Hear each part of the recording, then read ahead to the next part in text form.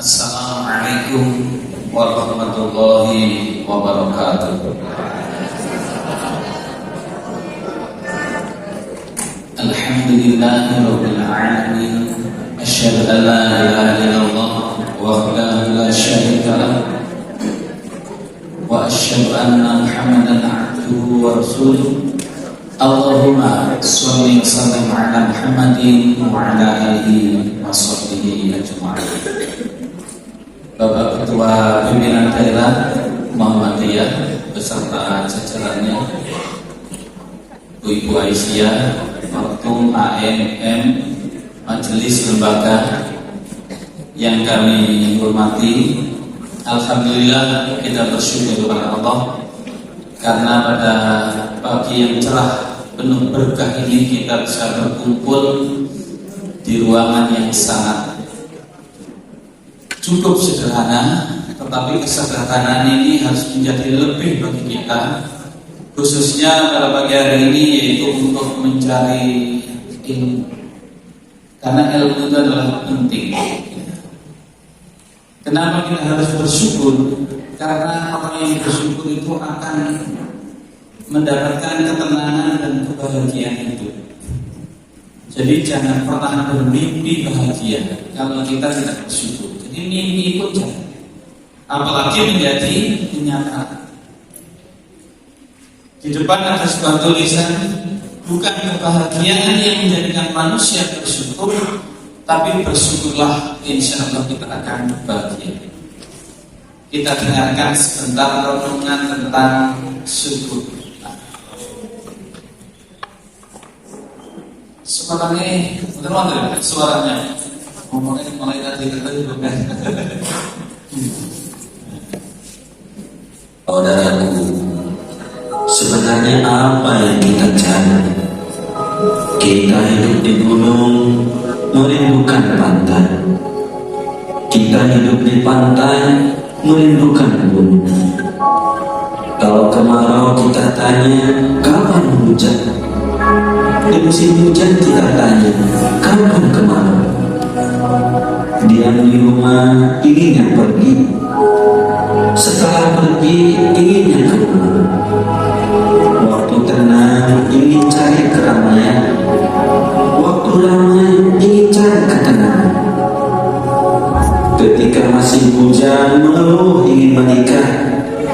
Sudah berkeluarga mengeluh belum punya anak. Setelah punya anak mengeluhkan biaya hidup dan pendidikan. Saudaraku, ternyata sesuatu itu tampak indah karena belum kita miliki. Kebahagiaan tidak akan didapatkan kalau kita hanya selalu memikirkan apa yang belum ada, tapi mengabaikan apa yang sudah kita miliki. Jadilah pribadi yang selalu bersyukur dengan rahmat dan nikmat yang sudah kita miliki. Syukuri apa yang sudah kita miliki sebagai modal untuk kemuliaan kita. Karena hidup adalah waktu yang dipinjamkan. Dan harta adalah amanah yang dipercayakan, yang nanti semua akan diberikan. Bersyukurlah atas nafas yang masih kita miliki. Bersyukurlah atas keluarga yang kita miliki. Bersyukurlah atas pekerjaan yang kita miliki. Bersyukur dan selalu bersyukur tidak harus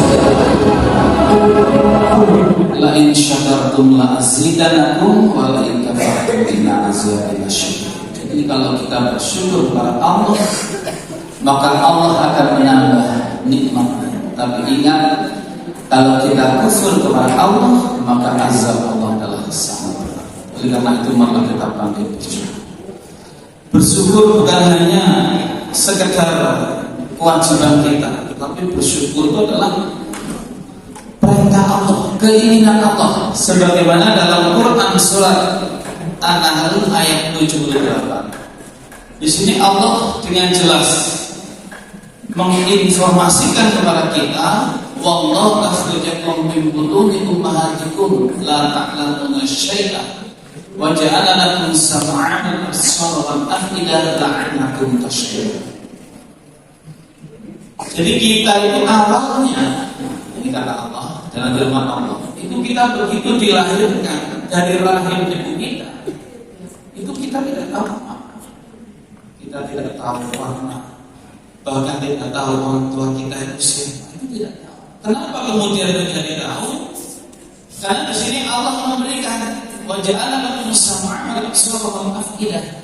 Karena Allah memberikan indera pendengaran, indera penglihatan dan hati nurani. Maunya Allah, keinginan Allah, la'allakum tashkurun, agar kalian bersyukur. Coba kita lihat bagaimana ketika Allah itu menemukan sebuah zat yang disebut sperma dan ovum. Sperma dari bapak, ovum dari ibu ditemukan oleh Allah dalam sebuah ruang yang sangat kecil, diameter sekitar 10 mm. Di sinilah Allah mempertemukan sebuah zat yang tidak berguna. Kalau dibuang tidak ada yang mau, semua pun tidak mau. Tapi atas kekuasaan Allah, maka zat yang tidak berguna ini akhirnya menjadi sebuah embrio sebagai akal manusia. Sinilah sebuah kekuasaan Allah yang harus kita syukuri. Kalau sudah begini, alasan apa bagi kita sebagai hamba Allah untuk tidak bersyukur? Apa alasannya? Kita ini diciptakan oleh Allah dari zat yang tidak berguna. Ya, yang tadi saya sampaikan bagi dibuang pun tidak ada yang mau ngambil, tapi kemudian menjadi aksen takut, menjadi manusia yang atau menjadi makhluk yang terbaik dibanding makhluk-makhluk yang lain. Kemudian kita dari tidak tahu apa-apa kemudian menjadi tahu apa-apa. Kenapa? Karena Allah di sini memberikan telinga, Allah memberikan mata, dan Allah memberikan hati. Apa yang diminta oleh Allah? La'allakum tashkurun, agar kalian bersyukur. Nah, Bapak Ibu sekalian, para hadirin jamaah kajian akad pagi. Kenapa dalam ayat 78 Quran surat An-Nahl ini Allah menyebut 3 indera ini? Karena dari 3 indera, jadi mulai dari indera pendengaran, penglihatan dan hati nurani, manusia akan membentuk sebuah gaya hidup, pola tingkah laku. Jadi gaya hidup, pola tingkah laku itu dibentuk oleh dari 3 indera ini. Dari apa yang ia dengar, dari apa yang ia lihat, dan apa yang ia pikirkan, apa yang ia rasakan, disitulah menjadi sebuah perilaku, menjadi gaya hidup. Oleh karena itu pesan Allah, bagaimana supaya 3 indera yang diciptakan secara khusus oleh Allah ini itu menjadi sebuah perilaku dan gaya hidup yang baik, sebagaimana Allah tujuan menciptakan manusia yaitu untuk beribadah kepadanya. Itu makna daripada kenapa Allah meminta khususnya kepada 3 indera ini adalah untuk bersyukur. Kaki kita, tangan kita mulai pagi tadi melangkah dari rumah kita masing-masing menuju sini. Itu kan berawal dari 3 indera ini. Mungkin kita mendengar pengumuman atau melihat flyer-flyer yang bertebaran di media-media sosial. Kemudian kita punya terpanggil. Kalau tidak ada indera, kita tidak ada pendengaran, tidak ada penglihatan, dan kita tidak punya hati nurani untuk menggerakkan kesini, maka kita tidak akan sampai situ. Oleh karena itu, malah kita bersyukur. Kenapa kita bersyukur? Karena hidup itu sesungguhnya adalah merupakan jalan pendek. Hidup itu tidak panjang, pendek, tapi rahasia Allah. Coba kalau kita lihat bahwa hidup itu hanya segini aja. Sampai kapan batas waktu hidup kita? Coba. Bisa jadi sampai anak-anak, bisa jadi sampai remaja. Tergantung kita yang punya waktu, kan waktu itu tidak terasa, kita ikuti saja. Kita tidak merasa kalau kita dewasa, kita bekerja, berkeluarga, tidak lama kita menjadi tua. Mau nggak kamu? Suka nggak suka? Apakah tua kemudian menjadi tua terus? Mau kanan, mau bodoh, jajan, cocok dan seterusnya tidak. Waktu akan mengalami mati. Itulah hidup. Jadi hidup itu hanya sakit waktu. Tetapi Bapak Ibu sekalian, meskipun hanya perjalanan sangat pendek ini, itu menentukan apakah nanti kita harus masuk surga Allah atau kita harus masuk dalam neraka Allah. Tergantung bagaimana mengisi diri kita. Kita hidup di dunia ini juga tergantung bagaimana kita. Kalau kita mengisi waktu itu dengan baik, seperti ada kajian akad ini kita berusaha datang, apapun kesibukan kita, tidak ada alasan bagi kita harus datang. Maka insya Allah kita golongan hamba-hamba Allah yang senantiasa bisa manfaat. Jadi intinya hidup itu tergantung bagaimana kita mengisi, mengecas diri kita. Jadi kita mau kita isi dengan apa? Disitulah nilai kita. Saya ingin kembali mengajak melihat, belajar dari sebuah harga botol. Botol itu bisa punya nilai yang berbeda-beda. Itu tergantung isinya. Coba kita lihat. Sebuah botol jika diisi air mineral, maka harganya sekitar 5 ribuan. Jika diisi dengan jus buah, maka harganya sekitar 10 ribuan. Jika diisi dengan madu, harganya menjadi ratusan ribu. Bahkan jika diisi minyak wangi, harganya bisa mencapai jutaan rupiah. Namun bayangkan jika botol itu diisi air comberan, maka botol menjadi tidak berharga dan hanya akan dibuang dalam tong sampah. Sebagus apapun bentuk botol, jika isinya adalah air comberan, maka menjadi tidak berguna, bahkan tidak disukai, dijauhi, dan dibuang. Sama-sama botol, tetapi berbeda nilainya, sebab isi yang ada di dalamnya juga berbeda. Botol itu sama seperti manusia, sedangkan isinya adalah karakter. Kita dilahirkan dengan fisik yang berbeda-beda, keluarga yang berbeda, suku yang berbeda, dan agama yang berbeda. Sama seperti botol yang didesain dengan bentuk yang berbeda juga. Ada yang tinggi, ada yang pendek, ada yang berkulit putih, ada juga yang berkulit gelap. Ada yang kaya dan ada yang miskin dan lain sebagainya. Walaupun berbeda-beda, yang paling menentukan nilai adalah isi atau karakter dari diri kita. Jika kita memiliki karakter yang mudah bekerja sama, jujur, tulus, pekerja keras, atau menyerah, maka nilai diri kita juga akan menjadi tinggi dan orang-orang pun akan senang dekat dan bekerja sama dengan kita. Jika kita memiliki karakter yang buruk, toksik, tidak bisa dipercaya, sering berbohong, mudah menyalahkan orang lain, maka orang akan menilai rendah diri kita dan orang-orang akan enggan berurusan dengan kita. Walaupun kita memiliki wajah rupawan, memiliki kekayaan, jika karakter kita buruk, maka nilai kita menjadi rendah, sama seperti botol yang bagus namun berisi air comberan. Jauhkan juga hati kita dari pikiran negatif, ingatan akan masa lalu yang buruk dan kekhawatiran yang berlebihan akan masa depan. Isi hati kita dengan rasa syukur dan semangat untuk mengisi masa depan dengan hal yang positif. Tantangan di masa yang akan datang pasti selalu akan kita temui. Namun, jika kita selalu mengisi botol kita dengan hati dan perbuatan positif, maka kita akan menjalani masa depan dengan penuh kebahagiaan dan keberkahan.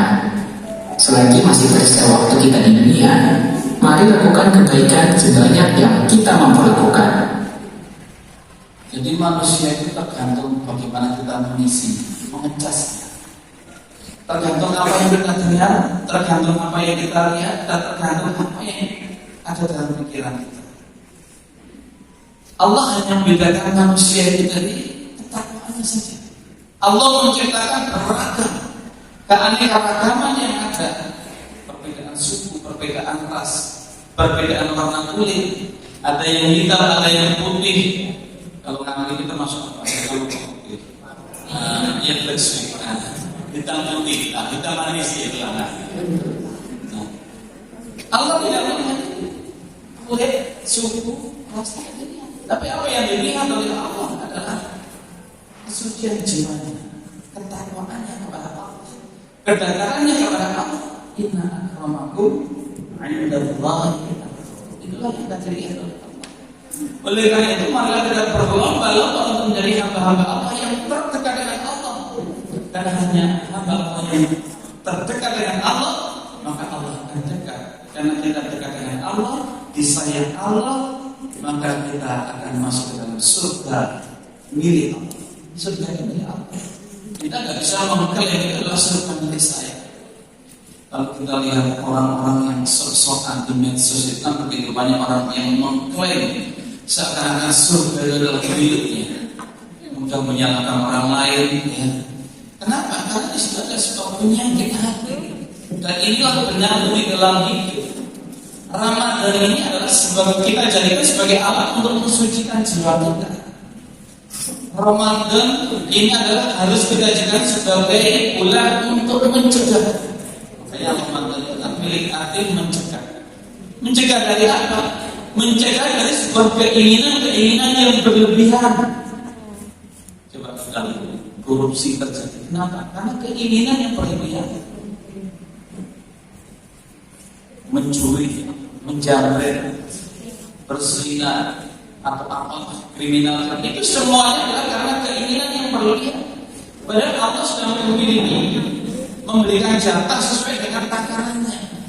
Tapi karena itu manusia memiliki nafsu yang berlebihan, kemudian menginginkan sesuatu yang berlebihan, sehingga akhirnya dia tidak bersyukur, maka Allah akan mengazab. Bukan hanya nanti di akhirat, tapi di dunia pun dia akan mendapatkan siksa. Yang lebih parah adalah siksa batin, jiwa yang tidak disiksa Allah. Begitu banyak orang yang kaya, naiknya mobil mewah, rumahnya mewah, semua serba mewah, tapi sujud. Kenapa? Karena jiwanya sakit. Nah, beliau kata malah kita bersyukur kepada Allah.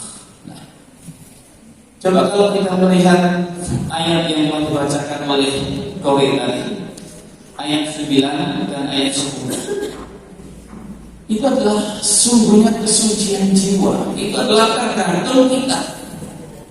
Apakah kita mau mensucikan jiwa, kemudian kita menjadi hamba Allah yang beruntung, atau kita akan menodai jiwa kita, kesucian kita, kemudian kita menjadi hamba Allah yang beruntung.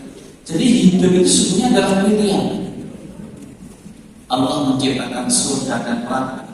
Itu pilihan kita manusia.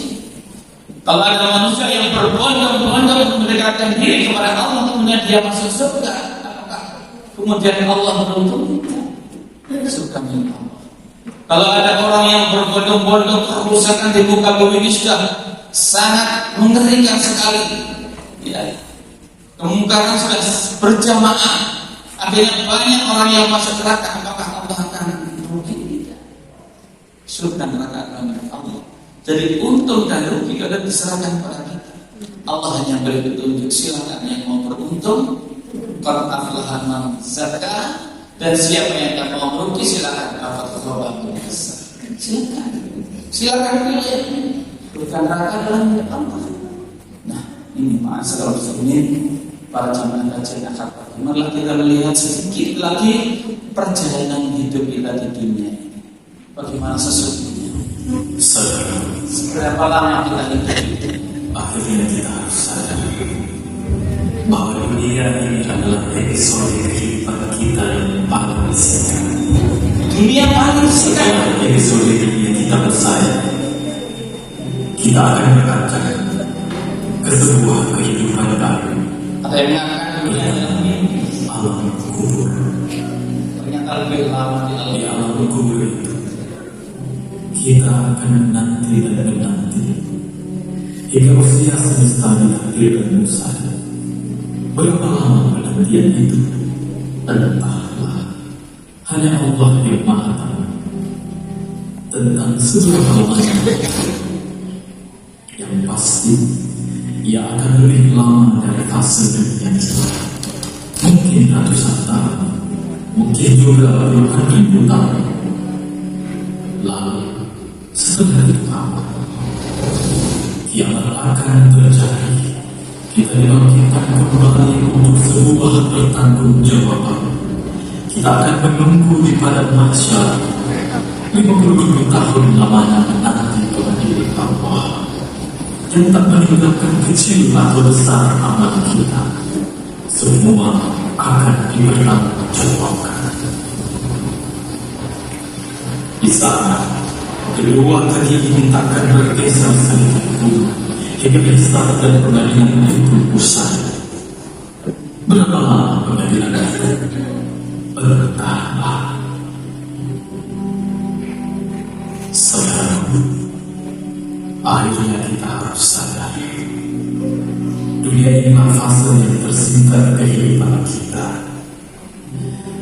Tapi dialah fase yang paling menentukan.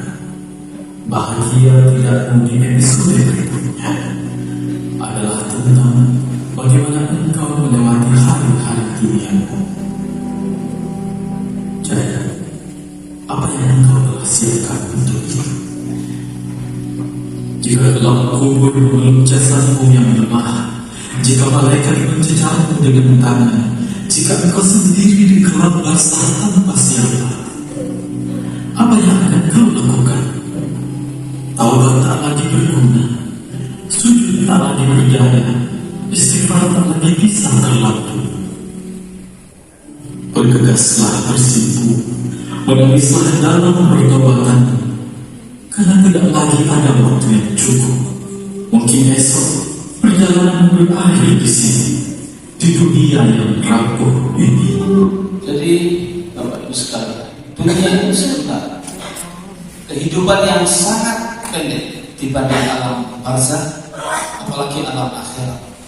Tetapi sangat menentukan apakah nanti kita akan bebas dari alam kubur, kita bebas dari siksa kubur, atau kita harus mampir dulu ke neraka atau bisa langsung ke surga. Itu tergantung bagaimana kita hidup di dunia. Kembali ke bulan Ramadan ini, kita jadikan bulan untuk mensucikan diri kita, mendekatkan diri kepada Allah. Bapak Ibu sekalian, saya ingin mengajak melihat beberapa permasalahan-permasalahan yang ada sekarang. Permasalahan apa yang ada sekarang? Yang pertama adalah untuk menjaga kesucian kita yang sudah kita pupuk, kita tanamkan, kita usahakan. Mungkin selama ini kita di masjid bisa menjadi hamba Allah yang baik, tapi apakah kita di luar masjid sudah menjadi hamba Allah yang baik? Mungkin 5 kali dalam 24 jam kita sudah bisa menjadi hamba Allah yang senantiasa patuh kepada Allah. Tapi apakah di luar 5 waktu dalam 24 jam itu kita sudah menjadi hamba Allah yang patuh kepada Allah? Dalam Quran surah Al-Mu'minun, qad aflaha al-mu'minun, sungguh beruntunglah orang-orang yang beriman. Yang bagaimana? Yaitu alladzina hum fi shalatihim khashi'un, orang-orang yang senantiasa mendirikan, menegakkan di atas keimanannya itu dengan sholat secara khusyuk. Karena sholat adalah merupakan simbol kepatuhan kita. Jadi sholat itu adalah simbol kepatuhan kita kepada Allah. Kenapa sholat itu diawali dengan takbiratul ihram, mengangkat kaki? Kenapa? Ini simbol penyerahan diri. Jadi seorang hamba Allah, seorang manusia, ya, ketika membuat kesalahan di muka bumi saja, kemudian dia berhadapan dengan penegak hukum, ketika dia sudah mengangkat kedua tangannya, artinya angkat tangan, maka tidak boleh seorang penegak hukum menembak dengan begitu saja. Tidak boleh, dia melanggar HAM. Karena apa? Karena dia sudah menyerahkan diri. Kita kepada Allah juga begitu. 5 kali dalam 24 jam kita hanya menyerahkan diri kepada Allah. Dan sebaik-baik menyerahkan diri adalah sholat, dan sebaik-baik sholat adalah ketika dikerjakan secara khusyuk. Ini. Apakah sholat sudah cukup? Dalam ayat 3 Quran surah Al-Mu'minun, walladzina hum 'anil lagwi mu'ridun. Kalau sholat mungkin ukurannya di dalam masjid, bagaimana di luar sholat? Yaitu orang-orang yang senantiasa bisa menjaga diri dari perbuatan-perbuatan yang tidak ada manfaat. Makanya disebut dalam hadis yang sangat populer, khairun nas anfa'uhum linnas. Manusia yang baik, yang the best itu adalah manusia yang hidupnya bermanfaat bagi sesama. Jadi jangan sampai kita di dalam masjid, tempat ibadah, kita menjadi hamba Allah yang khusyuk, ketaatan kita kepada Allah sangat luar biasa. Tapi ketika di luar masjid, kita justru menjadi benar-benar dalam praktek hidup beribadah. Itu jangan sampai. Oleh karena itu, saya akan lebih banyak sekarang membahas di luar sholat. Nah, bagaimana supaya kita tetap menjadi manusia yang terbaik, hamba-hamba Allah yang terbaik, marilah kita waspada dampak peredaran media sosial sekarang. Kalau kita lihat sekarang ini adalah perkembangan teknologi media sosial itu sangat luar biasa. Dan kalau kita lihat dampaknya, jadi kita sekarang sudah hidup di dunia virtual, sebuah dunia yang serba dikendalikan oleh gadget. Sekarang nggak usah sibuk-sibuk lagi. Kalau ada pengajian harus mengedarkan undangan.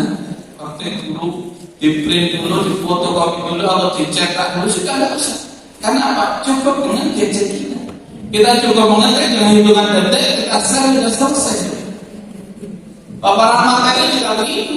Kalau dulu mungkin harus membuka kita, ya, duduk manis dan sebagainya, sekarang bisa ngaji tahu sama tahu. Gitu, ngaji tahu sama tahu. Makanya sudah yang mendekati sempurna. Saya kira kalau seorang dai, seorang muballigh itu ketika menyajikan sebuah kajian itu sudah tidak ada sebuah kebohongan lagi. Tidak ada sebuah ayat disembunyikan, hadis yang disembunyikan. Karena apa? Kita tahu sama tahu. Zamannya adalah zaman terbuka. Itulah zaman digital. Dunia informasi sekarang sangat mengerikan sekali.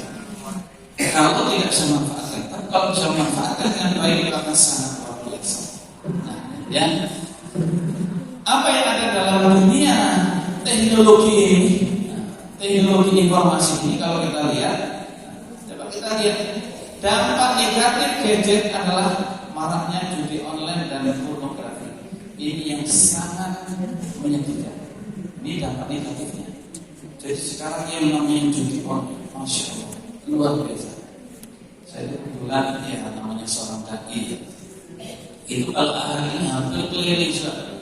Dulu masih ketua lembaga dakwah komunitas di Jawa Timur, itu keliling hampir seluruh Jawa Timur. Sekarang dapat amanah sebagai ketua lembaga komunitas pimpinan pusat, sudah harus keliling di seluruh Indonesia, bahkan ke BCI-nya yang ada di luar negeri. Tidak jarang saya kadang-kadang itu ketika malam hari perjalanan, ya, itu mampir dulu ke warung, ada kafe atau sekitar ke warung ngopi dan sebagainya. Kadang-kadang melihat anak-anak kita itu masya Allah begitu khusyuknya dengan gadget. Itu kalau kita saya intip pelan-pelan, masya Allah, ternyata mereka itu sama lain tidak saling mereka apa mereka gitu. Seperti itu, memperhatikan gitu. Ngeri sekali. Nah, coba mungkin remaja sini ada yang kenal ini. Ini adalah sebuah judi mobil baru. Ini luar biasa. Ini judi internasional. Kadang-kadang anak remaja bagaimana supaya mendapatkan rezeki. Banyak yang akhirnya menjadi pencuri, penjamret, pemerkosa dan lain sebagainya. Karena apa? Karena terkait dengan masalah judi seperti ini. Ini adalah sangat mungkin sekali kalau kita lihat, ya. Ini adalah dunia perjudian yang sekarang orang itu bisa judi cukup duduk manis di meja, cukup duduk manis di pojok rumah. Bahkan tidak jarang di kota-kota masjid-masjid yang diberi fasilitas wifi, maunya untuk belajar ngaji dalam sebagainya pengajian, tidak jarang dimanfaatkan oleh anak-anak yang punya pikiran sudah seperti ini, kita akan untuk berjudi di masjid. Jadi kalau sudah kecanduan seperti ini susah untuk istilahnya menghentikannya. Ya. Ini dunia judi yang sudah, kalau dulu itu ada namanya apa ya, itu dulu macam-macam. Tapi sekarang sudah duduk sendiri. Ternyata dia bisa judi lawannya sampai ratusan bahkan ribuan bahkan internasional. Itu lawannya. Ya. Saya beberapa waktu kapan hari saya sempat melakukan riwayat dakwah di juga Indonesia. Saya sempat diajak oleh teman BCI Malaysia. Salah satu tempat di situ ternyata adalah pusat judi internasional. Kita nggak bisa masuk ke situ atau sebagai dakwah komunitas untuk menembus situ nggak akan bisa. karena terprotek dengan luar biasa. Naiknya saja itu harus menggunakan apa namanya? Itu kayak mobil yang harus terbang gitu. Kemudian yang kedua, dampak daripada media online itu diantaranya adalah pornografi. Sekarang luar biasa. Bapak Ibu mungkin nggak tahu bagaimana ketika anaknya duduk manis di pojok rumah, di kamar atau di mana, dia itu mencoba. Awalnya tidak sengaja ada iklan lewat itu. Akhirnya dia mencoba untuk membuka. Akhirnya apa? Begitu kecanduan dari apa yang dia dengar, apa yang dia lihat, dan apa yang dia pikirkan, akhirnya menjadi kecanduan. Jadi sekarang kita harus hati-hati, kita harus waspada, karena masalah pornografi, pornografi itu sungguh sangat mengerikan sekali. Itu.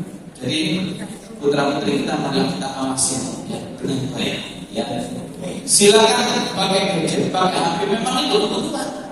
Kalau kita nggak pakai, sudah ketinggalan sekarang. Karena semuanya ada di sana. Nah, ya. Ini ya.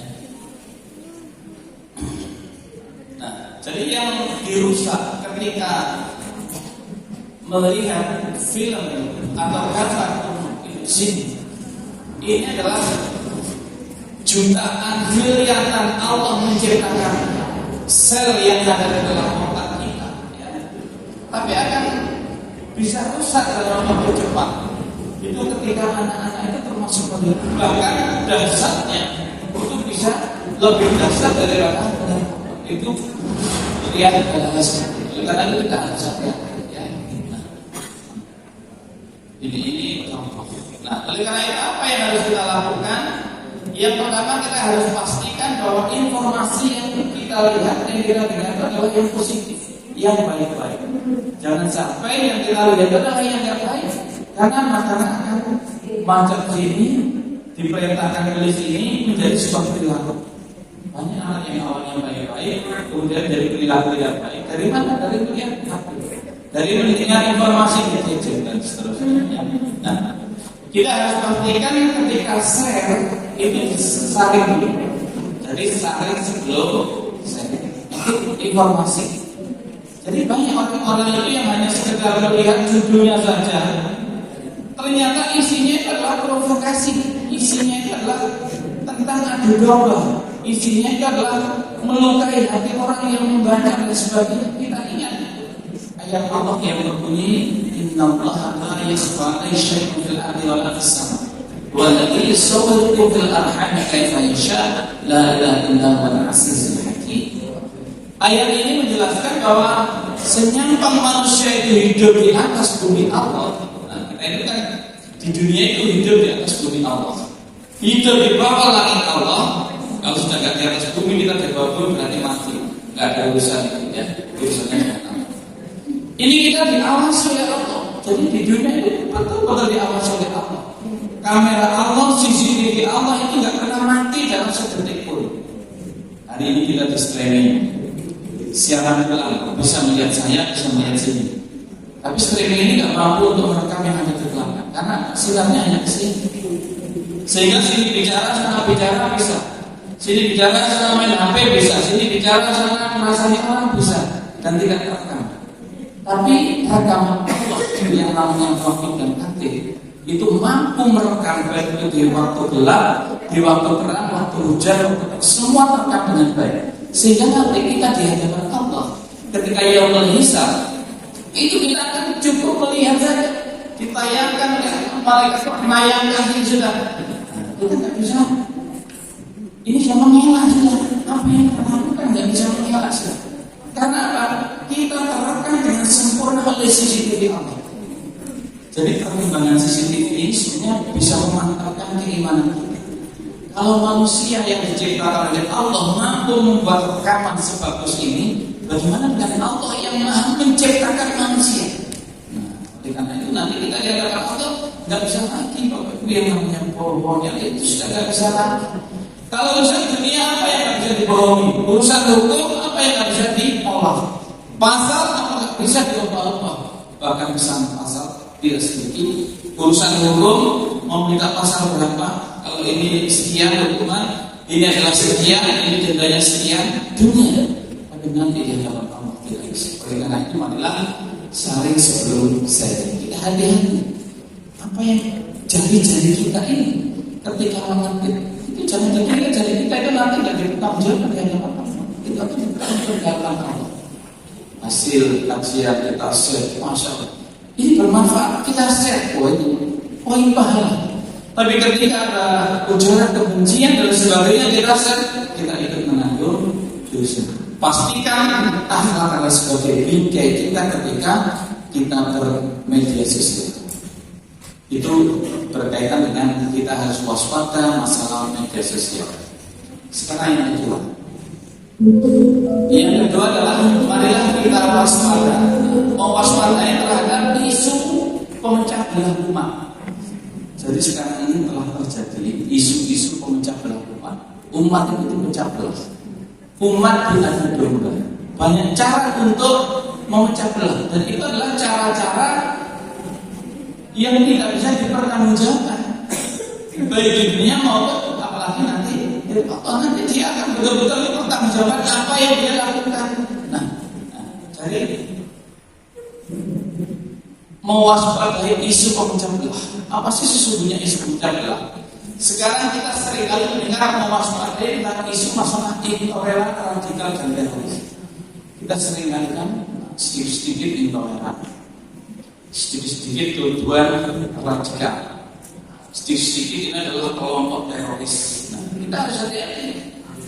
Kenapa ini terjadi? Sesungguhnya ini adalah sebuah berangkat dari sebuah penyakit hati. Sesungguhnya kalau hatinya seseorang itu bersih, itu tidak akan terjadi seperti itu. Karena baik intoleran, radikal, apalagi teroris itu tidak ada dalam agama, itu tidak ada. Coba cari, ya. Intoleran itu jadi sesungguhnya adalah sebuah penyakit hati. Saya berikan sedikit. Nah, kita harus hati-hati dengan ini. Kalau tidak kita akan menjadi bagian yang mau dipecah belah tadi oleh kepentingan-kepentingan proyek, kepentingan politik, kepentingan golongan, kepentingan kedudukan seseorang atau kelompok. Isu tentang intoleran, isu tentang radikal, isu tentang masalah teroris. Apa sih isu? Isu itu hanya sesuatu yang diflorkan, itu yang belum tentu. Bisa jadi, bisa tidak, karena itu masih isu. Ya. Kemudian masalah intoleran itu adalah kan merupakan sikap atau pikiran yang tidak senang, tidak suka pada orang lain, kelompok lain, melihat yang lain berhasil, akhirnya buat isu. Intoleran itu tidak ada tempat di dalam kitab suci agama apalagi dalam Islam. Tidak ada tempat. Tidak boleh, karena ini bagian daripada penyakit hati. Jadi sikap yang suka terhadap yang dilakukan orang atau kelompok lain sehingga menimbulkan kebencian. Itu intoleran. Tidak ada dalam agama. Oleh karena itu kita jangan pernah mau ketika dituduh oleh orang lain, kelompok lain bahwa kita tidak intoleran. Tidak boleh, karena ini tidak ada dalam agama. Yang ada adalah toleran. Sekarang ini banyak orang yang teriak toleran, tapi sesungguhnya dia intoleran. Orang yang kadang-kadang menuduh pidato dengan menggebu-gebu, ya, bahwa sekarang ini telah muncul kelompok-kelompok intoleran. Isinya dia ini intoleran, karena dia telah menuduh, gitu. Karena dia telah menuduh tanpa bukti kadang-kadang itu. Itu kita harus hati-hati. Tujuan-tujuan seperti ini tidak boleh dibiarkan. Kalau kita tidak bantah, kita bantah. Kalau kita tidak bisa bantah, kita buktikan bahwa kita bukan intoleran. Harus begitu, ya. Karena ini bagian daripada masalah-masalah politik, masalah-masalah pemecah belah umat. Siapa yang beruntung dari pecah belah? Sekarang bisa semuanya serba istilahnya itu atau sebagai cara-cara untuk memecah belah itu intoleran. Jadi intoleran adalah sebuah pemikiran. Apa itu radikal? Radikal itu adalah rencana jahat yang ditimbulkan akibat dari intoleran yang dibiarkan. Jadi sesungguhnya radikal itu dalam agama juga tidak ada. Tapi apa yang ditujukan itu kadang-kadang salah alamat, ya, salah alamat. Sesungguhnya konsep radikal itu kan orang yang punya pikiran jelek, kemudian menjadi rencana jahat, itu radikal. Ya memang ada, tapi sesungguhnya itu adalah mungkin bagian kecil saja, ya, bagian kecil saja, ya, yang tidak harus dibesar-besarkan, apalagi menjadi kadang-kadang sebuah proyek itulah. Jadi radikal itu tidak akan terjadi kalau tidak ada yang namanya intoleran. Jadi intoleran adalah sebuah pemikiran, penyakit dari sifat, sikap, akhirnya menjadi rencana jahat. Ini namanya radikal. Rencana jahat dibiarkan, maka akan menjadi yang namanya aksi teror atau solusi teroris atau terorisme, itu menjadi sebuah faham. Jadi ini adalah sebuah alur yang sekarang banyak dibahas di seminar-seminar, di diklat-diklat dan seterusnya. Oleh karena itu kita harus hati-hati yang kadang-kadang tujuan berundang terhadap masalah isu intoleran, radikal, dan toleransi ketika menyasar kelompok-kelompok yang sebenarnya itu bukan, itu harus kita hati-hati, ya. Jadi intoleran adalah isu intoleran sesungguhnya bagian dari amunisi perang modern atau proxy war. Jadi kalau saya katakan intoleran adalah sebuah amunisi peluru. Itu kalau dulu itu perang dunia kedua, dunia pertama, itu kan namanya perang itu kan ada musuhnya jelas. Tentang bawa senjata, bawa nuklir, itu jelas. Tapi dalam perang modern atau dalam proxy war ini, itu sekarang perang tidak membawa itu. Perang itu cukup dengan isu saja cukup. Itu bisa menjadi pemecah belah. Itu. Jadi amunisi perang modern atau proxy war itu adalah berupa isu, termasuk berupa narkoba. Jadi peredaran narkoba itu bagian daripada perang modern untuk membunuh lawan, tapi cukup dalamnya mainnya itu judul manis saja. Itu sekarang isu sudah dilihat masuk perang narkoba. Jadi untuk mengukur sesuatu itu cukup dengan isu itu sudah. Selanjutnya, isu intoleran seringkali dijadikan sebagai media strategis untuk menuduh pada kelompok agama, ras tertentu dalam upaya memecah belah umat bangsa. Nah ini hati-hati, ya. Kalau di sini hadir Intel, tolonglah jangan berusaha untuk mencari kekurangan. Carilah kelebihan. Karena kalau di dalam otak kita, pikiran kita yang ada itu hanya pikiran positif, sukanya mencari kekurangan, itu maka yang terjadi, ya itu ya yang didapat itu. Tapi kalau kita kebijakan berpikir positif, kita hanya nggak suka melihat kekurangan orang lain. Nah, biasanya kajian-kajian seperti ini, apalagi umum seperti ini, tidak kan biasa dihadiri ya oleh teman-teman kita. Ya. Jadi kalau di sini ada yang hadir, ya mohon jangan dibiasakan untuk mencari kekurangan, ya. Tapi carilah kelebihan, insya Allah aman. Tapi kalau yang mencari kekurangannya, nanti ada perlu sedikit, itu radikal. Ada yang sedikit, katanya itu intoleran. Ini saya mau cerita, ya. Mau cerita sedikit. Ketika di Malang, di Daud, ketika saya memberikan pelatihan kepada penyuluh radikal, penyuluh intoleran radikal, ya. Sekarang kan ada penyuluh ya di Kementerian Agama, di Menpora atau banyak penyuluh. Di antara itu ada kelompok penyuluh radikal teroris. Ketika saya memberikan pelatihan di situ, itu ada seorang penyuluh yang melaporkan, Pak, saya ingin melaporkan. Apa yang bisa kamu laporkan? Saya bilang gitu. Karena waktu diklat itu saya tulis silakan masing-masing melaporkan hasil penyuluhannya sebagai penyuluh. Saya panggil. Akhirnya apa? Dia melaporkan bahwa ada di sini daerah sini saat itu di Batu Malang. Dia menyampaikan bahwa di sini ada pondok kafir itu maju luar biasa. Tapi sesungguhnya di dalamnya itu adalah mencetak generasi-generasi intoleran radikal. Saya tahu jujur. Padahal saya di pondok itu saya akan paham. Ternyata begitu bagus sekali, perkembangannya luar biasa. Akhirnya teman Intel Ya, saya belum mengenalkan diri ya. Saya sebenarnya adalah selain di LDK, saya sebagai kepala bidang agama sosial budaya di Badan Nasional Penanggulangan Teroris. Ya, perwakilan Jawa. Jadi saya sedikit tahu lah tentang masalah-masalah seperti ini. Akhirnya saya coba meminta dengan menyuruh silakan masuk. Apakah betul? Cek. Ternyata apa? Nanti bisa bertanggung jawab kan ini kan direkam. Makanya tadi saya bilang kalau kamu minta silakan cari yang baik-baik. Jangan berbiasa cari yang jelek. Ternyata begitu kita coba, kita suruh masuk dalam nyaman yang jadi jamaah situ dan pengurus itu macam. Tujuannya soalnya luar biasa. Yang katanya di situ mendidik radikal, yang mencetak teroris, yang katanya didanai oleh Timur Tengah, macam-macam. Akhirnya apa? Ternyata setelah kita lihat, mulai dari masalah pendanaan dan ada ini sedikit pun dari Timur Tengah masuk. Kemudian di situ pendidikannya sangat bagus, mencetak kafir-kafir yang begitu luar biasa. Nah, begitu kita kembangkan kasus itu namanya pengembangan kasus. Ya. Ternyata apa?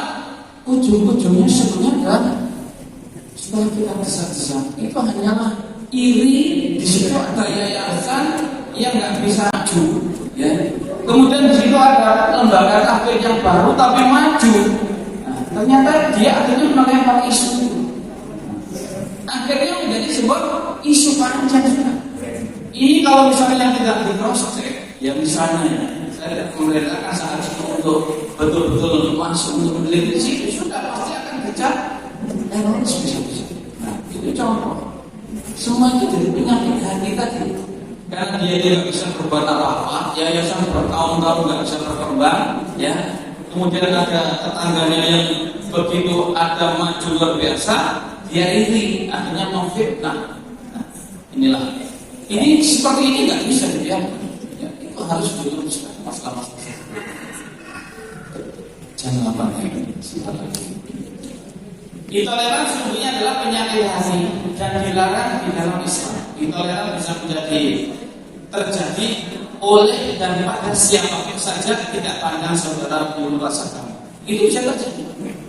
Yang namanya gerakan teroris itu bukan hanya di Indonesia, di luar negeri juga luar biasa.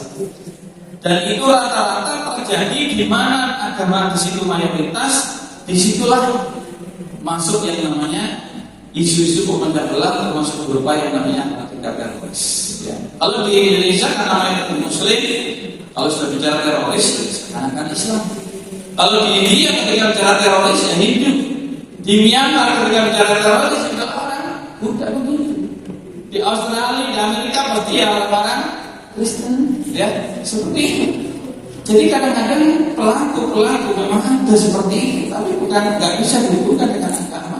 Tapi mereka adalah ikut masuk dalam agama. Nah, saya akan berikan contoh tentang bagaimana gerakan itu. Nah, radikal teroris, nah, ini adalah hasil daripada intoleran itu menjadi radikal. Saya loncat saja. Kita lihat bagaimana aksi teroris ini contoh. Ini kejadian teroris terbesar di dunia. Saya ambil ketika terjadi ini di India, maka teroris di sini adalah pelakunya orang ini coba.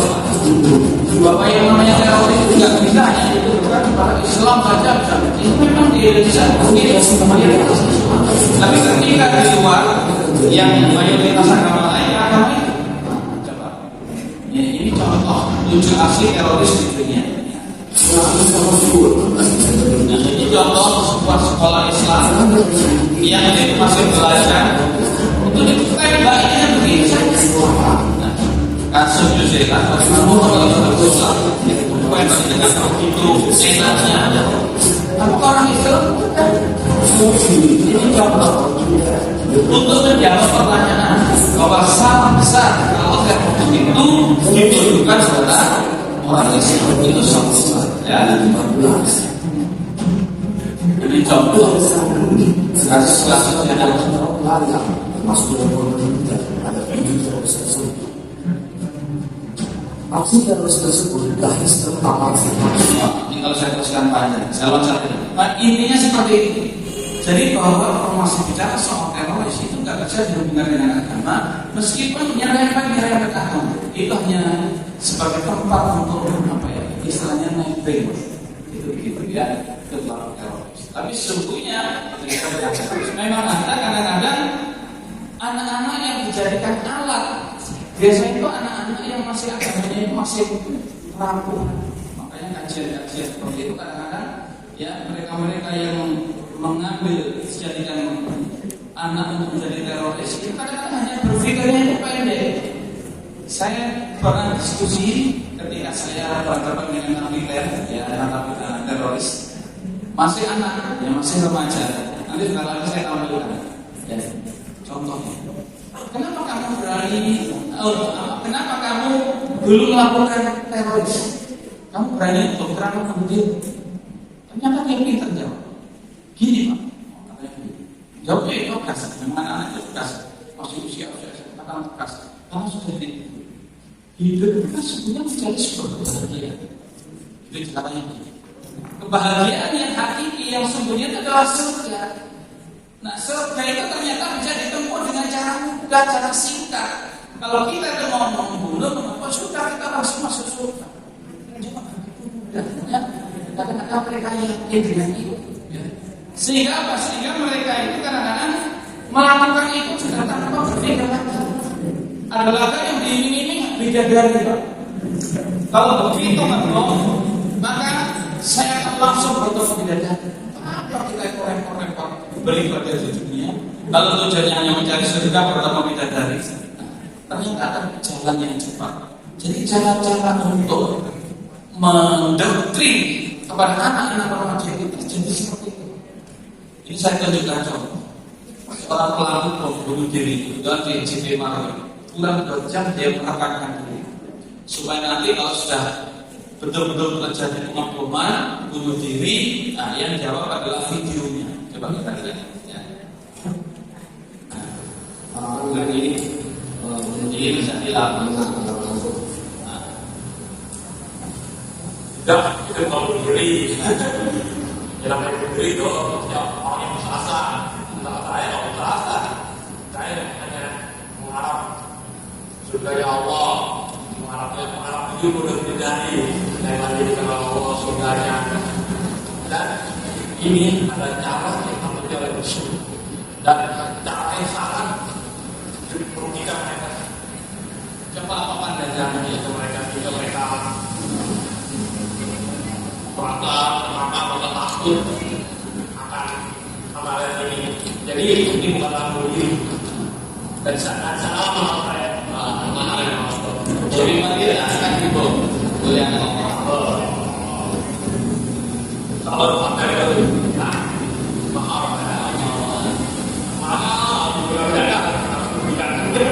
jadi dia mengatakan dengan mengebom ini maka nanti akan disambut oleh 70 bidadari ya. Ini pandangan tapi ini adalah perintah yang sudah fardu ain. Nah dia mengatakan sudah siapa yang yang melakukan maka dia berdosa besar. Nah itu pandangan mereka. Itu kadang-kadang doktrin kesalahan-kesalahan mereka itu kadang-kadang dalam makanya belajar agama itu adalah penting. Bahwa untuk bisa masuk surga itu tidak semudah itu, melalui proses.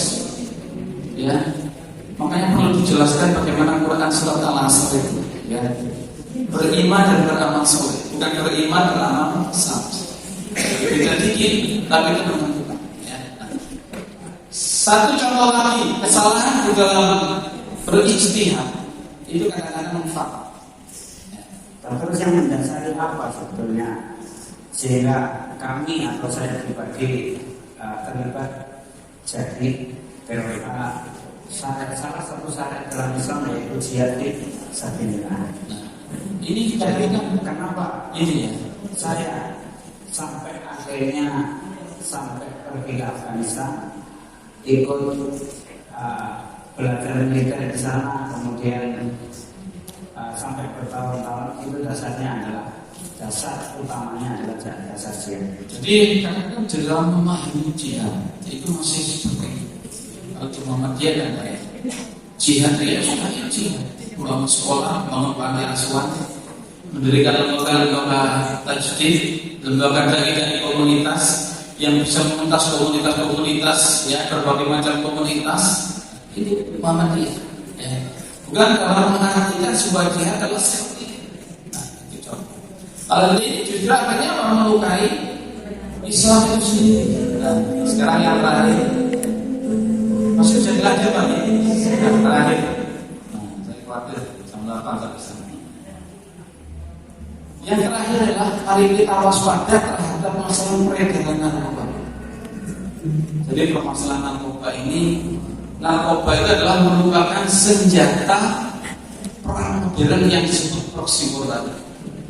Saya itu di BNN itu 13 tahun di Badan Narkotika Nasional, 13 tahun sebelum bergeser ke Badan Penanggulangan Teroris. Jadi saya sedikit paham bagaimana perkembangan tentang permasalahan narkoba yang menjadi musuh bersama ini. Saya ingin mengajak melihat sedikit demi sedikit, tapi nggak lama, 5-10 menit lah paling lama. Ya. Modus peredaran narkoba.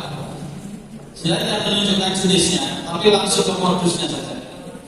Bahwa narkoba itu adalah peredarannya itu bisa kapan saja, terjadi di mana saja, tidak memandang siapa dia. Itu narkoba. Siapapun bisa menjadi sasaran narkoba. Coba kita dengar. Indonesia darurat narkoba. Nah, ini berita.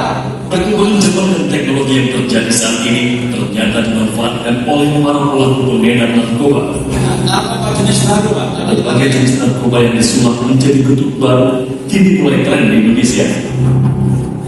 Salah satunya adalah ganja dalam bentuk cair. Nah, narkoba sekarang itu sudah banyak yang berbentuk cair.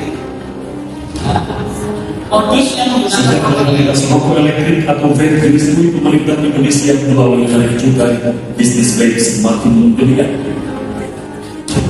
Di tahun 2018, pendapatan cukai dari sektor listrik rokok elektrik ini bisa mencapai lebih dari 200 miliar rupiah. Mengubahnya tren rokok elektrik ini ternyata tak lepas dari cengkraman pengedar narkoba. Nah, jadi narkoba itu sekarang, kalau dulu itu orang yang menyalahgunakan narkoba, misalnya ganja itu harus dicampur dulu daun ganja, dikeringkan dulu, dilinting dulu, kemudian disumet, disep. Sekarang tidak. Karena yang namanya ganja bisa menjadi ganja cair, sabu cair, ya semuanya sabu cair, ekstasi cair. Sehingga Pak ini lebih mudah bagi penyalahguna narkoba dan lebih sulit bagi penegak hukum untuk mengenalinya. Itu narkoba sekarang. Jadi banyak anak-anak kita modus sekarang yang menggunakan narkoba itu lebih liar lagi. Kadang di depan ibunya nggak tahu. Kalau dulu kan pasti tahu. Sekarang nggak tahu. Bahkan anak sekarang adalah yang jenis serbuk dikemas, ya ini belum waktu lama kita penangkapan. Ya. Itu berupa ya minuman segar, narkoba dan sebagainya. Tapi mereka bagi itu sudah tahu ada kodenya. Ya. Itu banyak sekali lah. Ini contoh pil-pil berbentuk apa lucu-lucu itu ya, kayak boneka itu anak suka ya. Nah, ini modus peredaran dan modus baru. Nah, itu menggunakan kulit seperti ini. Ini memang cara berbeda, Pak. Sekarang narkoba itu enggak begitu laku berita karena apakah karena merakyat masalah narkoba sangat mengerikan sekali. Ini modus-modus penjualan narkoba. Ini saya tunjukkan supaya kita hati-hati, ya. Jangan sampai anak-anak kita itu menjadi sasaran peredaran narkoba. Ada lagi ya Pak. Ini kapan hari seorang pengunjung lapas, dia mengunjungi pasiennya, saudaranya di lapas, membawa masalah. Tapi nyata setelah dibuka, masalah ini masih utuh. Begitu dibuka, itu ternyata isinya sudah lengkap semua. Ini kasusnya tahu, ini bukan film, Pak. Ini fakta yang ditemukan di penanganan masyarakat. Jadi modus peredaran narkoba itu sudah sangat mengerikan sekali, ya. Ini kalau ini ditemukan seorang ibu itu sering keluar masuk. Jadi ada seorang tukang belanja sayur. Nah, itu masuk ke perumahan. Jadi setiap hari ada rumah di perumahan itu yang setiap hari itu pesan bawang bombay. Nah, ternyata bawang bombay ini yang dipesan itu di dalamnya sudah diisi beberapa puluhan kuil. Nah, ternyata di situ adalah tempat transitnya. Itu contoh. Nah, ini contoh ya, kasus-kasus. Bahkan yang sangat mengerikan, beberapa waktu lalu di bulan Ramadan itu tidak segan-segan pengedar pil kudu, bukan pil kudu lagi, tapi hampir sekelas ekstasi. Ya, itu adalah mengandung unsur psikotropik. Itu ternyata adalah modus peredarannya itu justru lewat dari masjid ke masjid. Ini kasusnya waktu itu. Jadi ketika bulan Ramadan dia gabung dengan orang-orang kita terus, dia menawarkan vitamin, itu gabung dari itu. Orang terus ditawarkan, Pak, saya punya vitamin. Kalau minum ini nanti bisa terbaru sampai pagi, bisa sampai lepas subuh. Itu bisa terjadi. Kenapa? Karena ini memang psikotropik. Psikotropik itu kalau dikonsumsi dia akan menekan sistem saraf pusat. Kemudian dia itu akan menekan sebenarnya luar biasa. Makanya anak-anak dalam jamret, memperkosa, anak tahunan itu yang dikonsumsi sebenarnya ya, masuk saraf investasi. Ini jenis-jenis psikotropik yang sangat berbahaya dan masalahnya itu masih sangat berat. Itu peredarannya, ya. Jadi sudah nggak takut lagi ini tempat suci ini itu sudah orang menghindari narkoba tidak suci. Begitu nikah hari setelahnya orang ini nggak muncul. Nah, katanya jamaah gitu. Nah ini yang kemarin memberikan vitamin. Ya ini kita lagi. Oh betul Pak. Ayo betul mau belum mas. Akhirnya terjadi sebuah ini modus. Jadi ada promosi dulu. Kalau narkoba juga promosi dulu tak di market itu. Kasus lagi. Nah, kenapa kadang-kadang bom industri itu terjadi?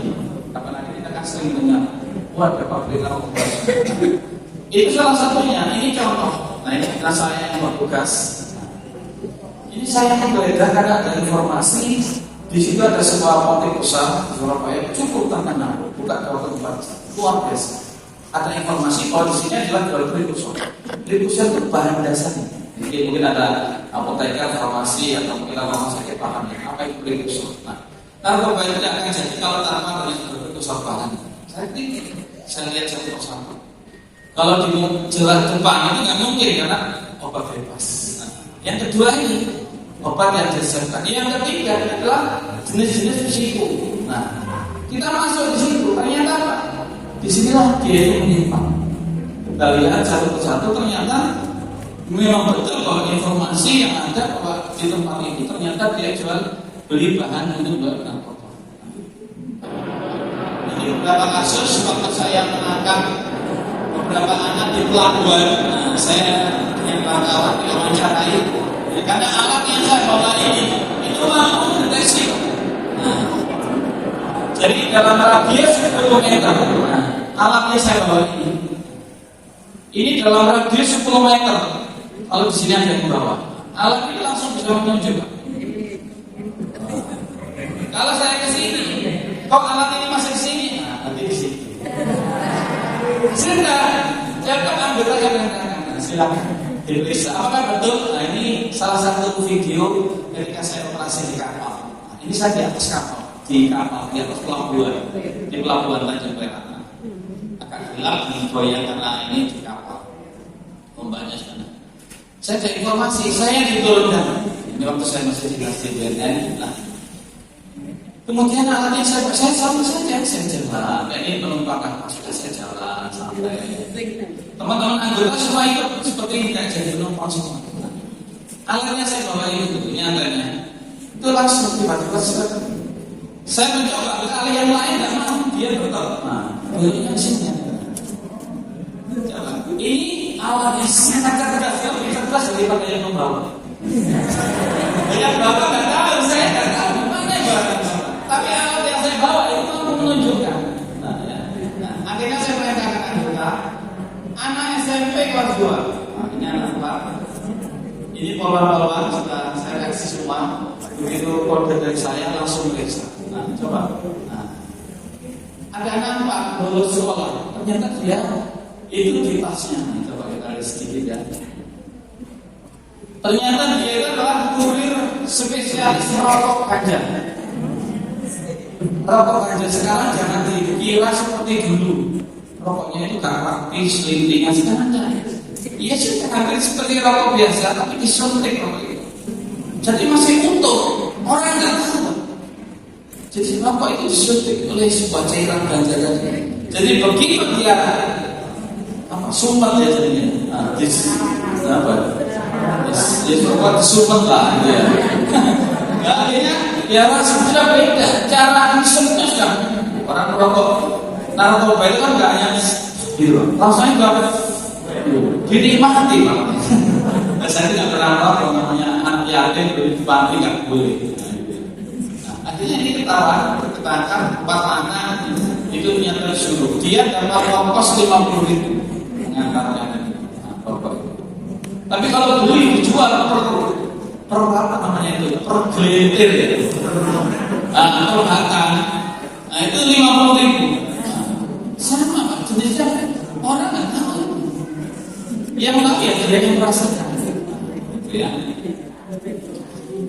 Contoh lain, nah ini kasus ketika kita menangkap di penjara. Apa yang ini? Ini mobil yang datang. Polisi. Ini apa? Lapas dikatakan. Ini apa ini? Ini apa ini? Yang keras jawabnya. Ini. Jadi pengedarnya adalah kurirnya sendiri. Nih. Ya Pak ya. Foto saya. Bagaimana modusnya? Ditaruh di bawah kapal. Jadi semua ini, ya, semua ini adalah ini. Nah, jadi pil-pil itu dibungkus di kopi kapal api seperti ini, lain-lainnya manusia. Dia buat itu dia. Bagaimana kalau kurir yang mengedarkan? Akhirnya orang penjara itu ada yang baik-baik, mungkin karena dia itu faktor kecelakaan, faktor ini masuk penjara, akhirnya bisa menjadi narkoba. Pulang bisa menjadi narkoba. Ini contoh. Satunya lagi, ini anak yang prestasi, dia masuk ke jenazah di khusus imigran yang dapat beasiswa, lulus, dia langsung kerja. Nah, kebetulan dia langsung tugas di Bandara Internasional Bali. Nah, ternyata karena kepincut dengan sebuah rujukan, akhirnya dia itu justru menjadi kurir. Sebenarnya sulit Pak, apa masuk bandara itu kan susah, pasti terdeteksi kan. Nah, tapi kalau petugasnya sendiri yang membawa, ya sudah agak sulit. Itu permasalahan. Jadi permasalahan narkoba itu kenapa ini terjadi? Ya tidak lepas dari orang-orang yang ada di dalam itu sendiri. Coba Bapak ketika ke bandara ya, masa di kaki pinggangnya aja, kenapa harus dilepas? Ya, kita bangsa itu harus dilepas, karena begitu kita itu terlihat Pak. Di X-ray itu kan tak baca dia berapa apa. Tapi kenapa bisa lolos 1 kilo, 2 kilo, bahkan sampai 1 kintal, 2 kintal? Kenapa? Karena ada masalah di situ. Masalahnya siapa? Yang petugasnya sendiri. Ini faktor lainnya. Nah ini contoh kasus lain ketika saya mendapatkan tugas menangkap di sebuah pabrik besar di Surabaya Kota, Jalan Ketemu. Pabriknya proses dari pabrik banyak. Nah, ini dari kontainer. Barang-barang ini masuk pabrik itu sudah menggunakan alat semua. Nah, alat yang kayak tangga besi itu sudah kayak ada mobil yang ini. Nah, jadi periksa itu saya sampai di lantai 3. Nah, ini awalnya K9 itu anjing pelacak, nggak bisa, susah untuk naik sini. Ini saya turun. Nah, ini akhirnya cukup bawa lagi, akhirnya terdeteksi. Nah, di mana narkoba itu disembunyikan? Nah, baru dikira-kira di blok mana? Blok barang-barang seperti impor negeri itu sudah luar biasa. Akhirnya ketahuan salah satu blok di situ narkoba tinggal bukan. Itu contoh. Nah, ini kasus yang paling baru yang sampai sekarang masih dibunuh sifatnya. Seorang calon, bukan calon, seorang bintang 2 polisi mau dilantik beberapa hari dari Kapolda Jatim, dia terlibat masih ya, yang sampai sekarang masih dibunuh. Tahu kan dia Kapolda Sumatera Barat mau digeser ke Jawa Timur, ternyata kena kasus, ternyata permainan yang dibersihkan itu video-video yang nggak selesai. Kenapa yang terima itu? Mulai dari Kapolres sampai terus itulah permasalahan. Nah, padahal 0,52 gram itu bisa membuat mati generasi muda. Apalagi kalau sudah berjalan intan. Kalau kita lihat coba mulai dari bea cukai, polisi, jaksa, hakim, sipir, tentara, polisi, semua sudah banyak yang terlibat. Nah, makanya Muhammadiyah itu sampai membuat badan pencegahan penyalahgunaan narkoba. Muhammadiyah punya. Saya itu ketua pertama di badan pencegahan narkoba di Muhammadiyah. Saya ketuanya. Itu kenapa? Karena saya di situ dan merasa terpanggil Muhammadiyah untuk membuat seperti ini. Anggota-anggota yang nakal banyak Pak, saya sering kali. Nah, ini contoh anggota-anggota yang nakal dikumpulkan. Saya diminta turun. Jadi saya diminta turun untuk dandani mental generasi anggota-anggota itu yang nakal-nakal itu. Ya. Kita lihat sedikit lagi Pak ya, sabar 5 menit.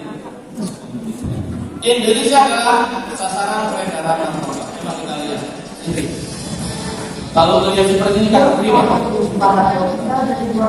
Jadi permasalahan bangsanya adalah banyak.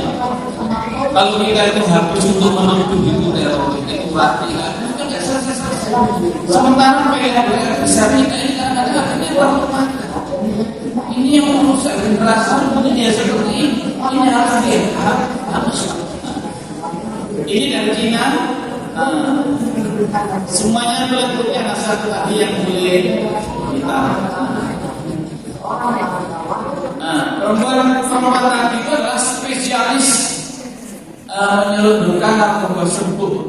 Narkoba sebut mahal karena unsurnya dari itu semua untuk membuatnya nanti sebut.